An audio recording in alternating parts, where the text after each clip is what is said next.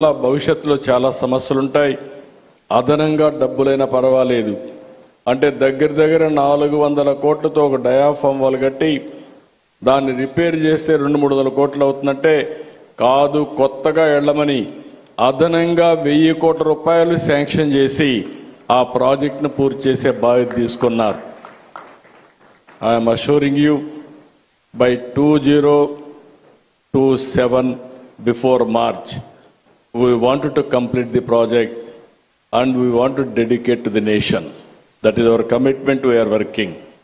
2028కి మీ అందరి సహకారంతో అమరావతి ఒక స్థాయికి వస్తుంది. ఇంకొక పక్కన విశాఖపట్నం స్టీల్ ప్లాంట్, ఎన్నో ఉద్యమాలు జరిగాయి.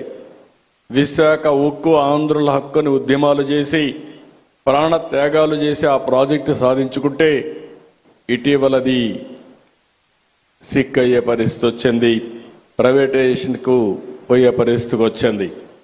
ఆ సందర్భంలో తెలుగు ప్రజల యొక్క సెంటిమెంట్ని కాపాడడానికి మీరు ముందుకొచ్చారు.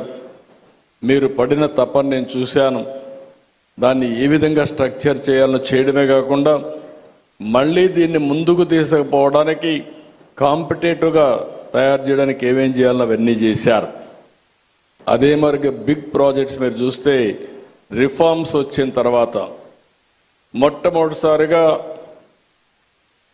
$15 బిలియన్ వచ్చిన ఏకైక ప్రాజెక్టు గూగుల్ విశాఖపట్నంలో data centre and artificial intelligence.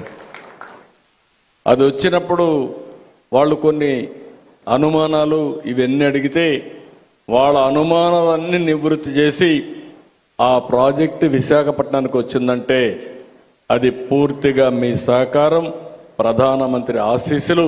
దీనికి మనస్ఫూర్తిగా మీకు ధన్యవాదాలు, కృతజ్ఞతలు తెలియజేస్తున్నారని చెప్పి కూడా నేను మీకు తెలియజేస్తున్నాను.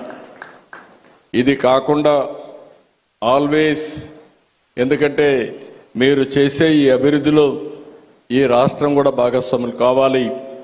అందుకే ఈరోజు పోలవరం పూర్తయిన తర్వాత అన్ని రాష్ట్రాల కంటే ఆంధ్రప్రదేశ్కు ఒక అడ్వాంటేజ్ ఉంది. గోదావరి, కృష్ణ, దీంట్లో కూడా గోదావరిలో ఎక్కువ నీళ్లు సముద్రానికి పోతున్నాయి.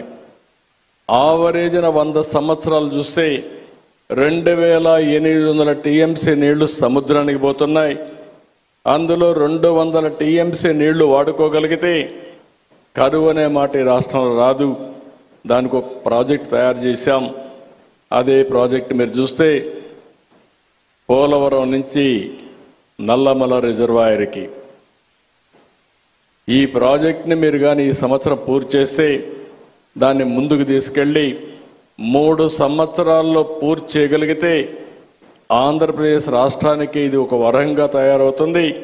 రాయలసీమ కూడా సస్యశ్యామలం అవుతుంది. నీటి సమస్య పరిష్కారం అవుతుంది. ఇది ఏ రాష్ట్రానికి కూడా సంబంధించిన ప్రాజెక్టు కాదు. సముద్రం లేకపోయే మిగులు జలాలు వాడుకొని ఈ రాష్ట్రాన్ని అభివృద్ధి చేసి దేశ ఆర్థిక వ్యవస్థకు తోడ్పాటిచ్చే పరిస్థితి వస్తుంది. దీనికి సహకరించవలసిందిగా మేడం గారిని కోరుతున్నా. రెండోది, మీరు ఒకసారి చూస్తే రాయలసీమ, ఒకప్పుడు రాయలసీమ రాళ్లసీమగా మారిపోతుందని, ఎడారిగా మారిపోతుందనే పరిస్థితికి వచ్చింది. తాగేదని కూడా నీళ్ళు లేని పరిస్థితి వచ్చాయి. ఇప్పుడిప్పుడే రికవర్ అయ్యే పరిస్థితి వచ్చింది.